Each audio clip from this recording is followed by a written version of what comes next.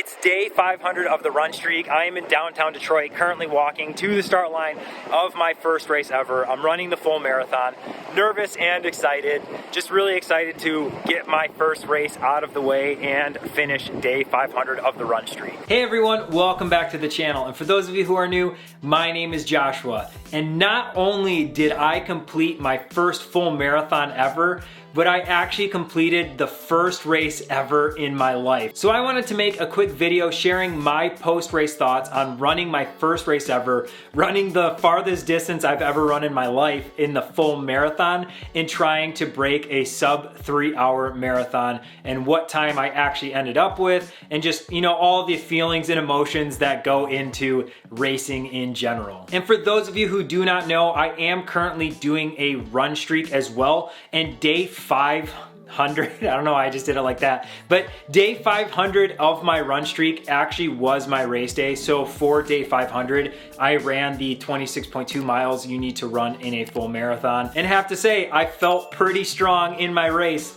until I didn't. So now let's get into my thoughts and feelings about my first race ever. First, we have to check out the official bib for my first race ever. I was actually nervous running with one of these because I'd never had, and I had no idea what it would feel like. As you can see on the back, this little chip thing here is what they actually use to track you while you're running. As I was running through the course, there would be these little like humps you would go over with little like scanners on the side. So as you crossed that, the app would then update showing where you were at and what your projected time was based on when you crossed the last one of those scanners. So that was pretty cool. I know there was quite a few people, a lot of people from the TikTok running community, Instagram, and then some on YouTube who were actually following me for my race, which that is so awesome. Thank you so much if you showed any support or encouragement or followed me that day for the race. This was pretty cool. As you can see, my start wave was A, so I had projected I was gonna run like a 250, 255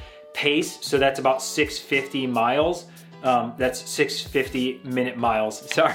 And so A was the first wave, and so the way they did it was every 2 minutes they would basically let a wave go. So the Paralympians, or not Paralympians, I don't know why I just called them that, the para athletes would start at like 6:58, I believe it was. So they started at 6:58, and then the race started at 7. So A wave went at 7, and then B wave, I think A and B went out together if I remember correctly. Don't hold any of this against me. It was my first race, and even though I wasn't nervous, a lot of it kind of just like flew over my head. But I think A and B wave left at 7, and then C and D left at 7:02, and then so on and so forth. Obviously, once I started running, I had no idea how any of the race behind me was really going. So with the race, my whole plan was to go out with the 3-hour pacer and then basically try and stick with them for as long as possible, and then hopefully push faster than the 3-hour pacer at like mile 18 or 20, 22, 24, kind of see how I was feeling as the race was going. And so I found the 3-hour pacer in the A wave, and when I actually took off, I was with the 3-hour pacer. It was a runner who basically had a really bright neon yellow shirt on with a neon yellow flag. I'll have race photos. I don't know which side I'm gonna edit it on, but on one of these sides, I'll have race photos, and you'll see in a lot of my photos, I was with the 3-hour pacer. One thing I was really surprised about that I was not expecting, like I said, I've never done a race before, so I have no idea, but there were quite a few people that were pacing with the 3-hour pacer all the way up until I basically left the 3-hour pacer, and I'll get into that more later. But I remember just being really surprised from the onset of the race at how many people were actually with the 3-hour pacer, and how many people, even up into the half marathon point, stuck with the 3-hour pacer. So that was really cool for me. I don't run many of my runs with anybody. I usually do a lot of solo running, and with run streaking being 500 days, it was really cool to have like a large group of people who kind of all had the same goal of running a 3 or sub 3-hour marathon, and just being able to like chat with some of those people while running. I really enjoyed that aspect of the run. One thing I was not expecting from the beginning of the race was how like not nervous I was. Even the day before when I went to the expo and then went back to the hotel and was relaxing all night, like there was never a moment where I stayed up at night. I mean, I did get poor sleep, but it wasn't like I was racing through all these ideas in my head of like how the race would go, or, you know, like playing it through my head in any which way. I don't know why I got poor sleep, to be honest. I was getting over a cold, and so I was not feeling my best leading up to the race. Like all week, I really wasn't feeling good, and I actually wasn't getting good sleep all week, but it wasn't because of nerves. And even when I showed up to the race line, like I was nervous, but I wasn't nervous like I have been before when competing in things, or when like kind of felt like I'm being put on a spotlight. And I don't know if it was the fact that there was just so many runners or what it was. I personally believe part of it, I don't think this is the whole, but part of it was just the fact that I had been running for so long and training for so long, and I was like so confident that I would do well in my race that I don't know, the nerves really didn't kick in. And like I said, I think some of that came from the confidence in the training plan I had done and the confidence in the running I had done leading up to, you know, day 500 of a run streak and doing my run. There really was no part of me that didn't believe I wasn't going to run 3 hours and beyond. Like I thought for sure I was gonna run like a 250, 255. I actually thought I might run faster. I'll get into that later, but either way, so into the race now. Race is going super good. Running with that group, like I said, really helped. The way the course goes, you ran up into the Boston Edison in Detroit, and then you come back down into downtown Detroit. So it gets really quiet from like mile 3 all the way up to basically mile 13. It was really quiet. There was people out and about on the sidewalks and at the aid stations and the fluid stations, but it was pretty quiet. And the group I was running with, like I said, it was nice to talk to people, but most of the runners literally sounded like they were already on mile 20. Like no one was talking. Some people were like breathing really heavy. I did not like that. There was one guy who was like literally on my shoulder, and it sounded like he was like stomping the whole time and breathing really heavy. And like I said, being a solo runner, I'm not used to those things. So that did put a weird like kind of pressure on me. Like I almost wanted to like sprint ahead and not be running next to that person, or like ask them if we can like trade places. I don't know why that bothered me so much. To be honest, it really isn't that big of a deal. Like I said, I think it was just like not being used to that kind of like threw me off my rhythm a little bit, but I felt super good going all the way up into the half. There was one moment between the like mile 1 and the half point that I did kind of have my first like oh no moment. And so at mile 8, the run club that I love to run with, they had a cheer squad at mile 8. I knew they were gonna be there at mile 8. So when I saw them coming up, it was a fluid station, I kind of like broke off from the group and got a little faster. And I got like super excited. Like I got really hyped. I was like yelling. I saw a bunch of my friends. So I'm like, yeah, woo. Like it kind of like hit me at that moment. Like I'm running this and this is really cool. I'm holding my paces. I feel super strong. So fast forward to like, I grabbed my cup of water from actually one of my friends. He was like the last person in the group. Grab my cup of water, drink it, throw it, and then I slow back down to catch the 3-hour group. And at that moment, I immediately realized like, I've expended a lot of energy kind of doing that. Like I immediately went from feeling really solid and really strong to kind of having this like I said, like, oh no, like I wasted a lot of energy. And I never really felt from that moment on like I ever got it back. So fast forward now, we hit the 13.1 mark. It was pretty cool because you come back into downtown Detroit.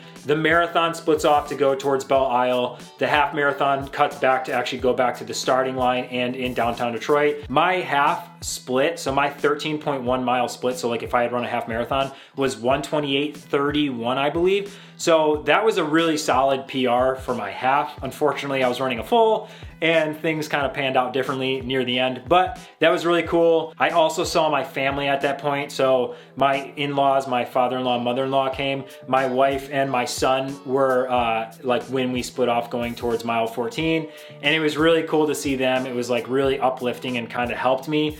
But there was another oh no moment that happened right before I saw all of this. And disclaimer, if you're ever in a race, please don't be this person. So I've, like I said, never raced before, and I really didn't know what to expect. We're coming into that halfway mark, and one of the girls that was running with us said, I'm starting to feel it. Like I'm starting to feel tired, I'm starting to feel it. A guy turns around and says, if you're feeling it now, you aren't going to make it. Trust me, I know from personal experience. And whether or not he's right with that, the idea that like he put that mentally and he put that energy out to everyone in this group mentally, like that stuck with me and actually made the second half of my run a lot worse. Because like I said, I was feeling super strong up until that point, other than my incident at mile 8 where, like I said, I started to not really feel like I was getting that same energy that I had in the beginning.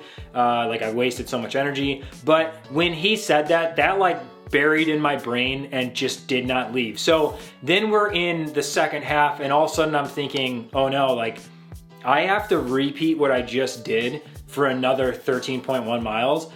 And all I could keep thinking is, if you're already feeling it, you're not gonna make it. That really defeated me. So fast forward to mile 16, if you look at my splits, you'll see this was the first mile that I actually slowed down from that 6:50 pace. So in the first like 16 miles basically, the pacer was really inconsistent and I wouldn't fault the pacer. No one's watches were working because of the buildings, like everyone's paces were off. The group literally kept asking, like someone would be like, my watch says it's 7:30 right now, and someone would be like, mine says it says 6:15.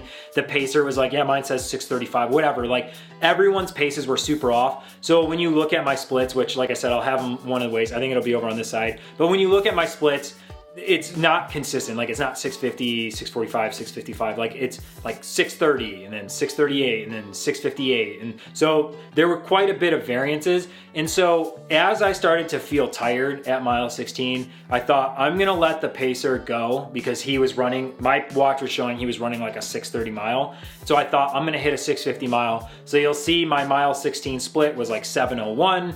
And then that decision to break away from the pacer was probably the worst decision I could have made, because at that point I just kept slowing down. Like I never was able to regain the energy I had. No matter how hard I tried, I could not push like my body any further. My left hamstring, when I slowed down, started feeling super weird. Like I've never had this feeling before, but it literally felt like every time I stepped on my left hamstring, like it was just gonna like collapse on itself. It was strange. It almost felt like a pull or a tear. It wasn't that, because like I felt fine afterwards, but it was really strange. I kept feeling like I was gonna collapse. I kept slowing down and I was in no man's land, which I have heard this, I don't know where from, but I have heard no man's land is where you don't wanna be. Like you basically do not wanna be by yourself struggling. And that's what happened from mile 16 on. So from then on, it went from I'm gonna run a sub 3 to like, I just need to finish. And probably one of the other most defeating moments, which it's defeating, but at the same time, I'm super proud of how I kind of performed in this moment, like mentally, I would say. Like looking back, in the moment, it was really defeating, but looking back, I'm like really happy that I did not quit. I'm on Belle Isle, so in Detroit on the route, there's like an island you run, and on the backside, it's on the riverfront, and the wind is like insane. So I'm by myself. I've been by myself since mile 16. I've been getting passed quite often by other runners. I've still been trying to like cheer and encourage other runners on, either who I've been passing because they stopped to walk or stopped to drop out, or runners that have been passing me. Like I'm still trying to be encouraging, still trying to get them to like, hey, we're doing this together. Like I want to feel like I'm a part of this still, even if I'm not hitting my goal anymore. So I'm on the backside, it's super windy, I'm by myself, I've been by myself for a while, and the 3:10 pacer passes me. There was a moment where I thought, okay, I'll try and keep up with the 3:10 pacer. My body literally did not move any faster than it was. The 3:10 pacer just like blew past me. And I remember thinking, I was so confident that I was gonna hit 3 hours, and now the 3:10 pacer's passing me, and I still have like 4 or 5 miles to go on this run. Like I'm dying, I'm slowing down way more than I wanted to, and like quickly, like my mile paces and my mile splits are like getting really bad, like up in the 8:30s, which obviously some people might say that's not bad, but for me and my goal, 8:30 is like nowhere where I wanna be. The 3:10 pacer is not what I wanna see. And so then my brain started kicking in thinking like, as long as the 3:20 pacer does not pass me, I'll be happy. But that was really defeating because like I said, going out with this goal and this like confidence that like I'm gonna hit sub 3, I'm gonna BQ, I'm just gonna crush this, and then getting out there and like having the wheels completely fall off and like being really humbled in that moment, and like I said, mentally being defeated because I'm still in that moment, was really hard. Like I had to do everything I could to mentally keep pushing because I physically felt like I was falling apart. I mentally felt like I was falling apart. And it was just like, why did I think this would be fun? Like that was the moment I asked myself, why am I doing this? And so then, you know, come back in, it's like mile 24, I think, you start to actually get back into the city. It starts getting loud and crazy again. And that was really what kind of helped muster some energy for me to finish. I came around the corner. It was basically me by myself between the person who was ahead of me and the person who was behind me.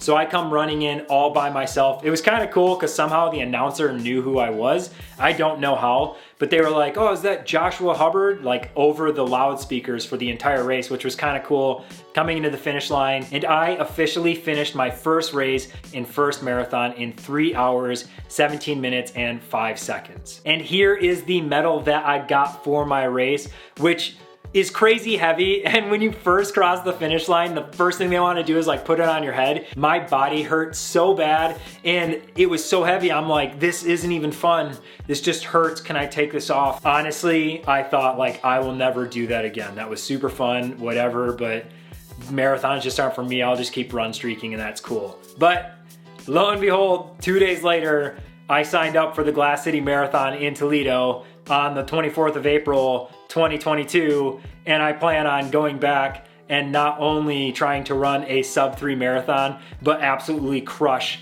that time and do way beyond sub 3. I've thought a lot about what I need to change when it comes to running and what I need to change in my training to make sure I hit that goal. Here's to a lot more races and continue running until, I don't know, my legs fall off.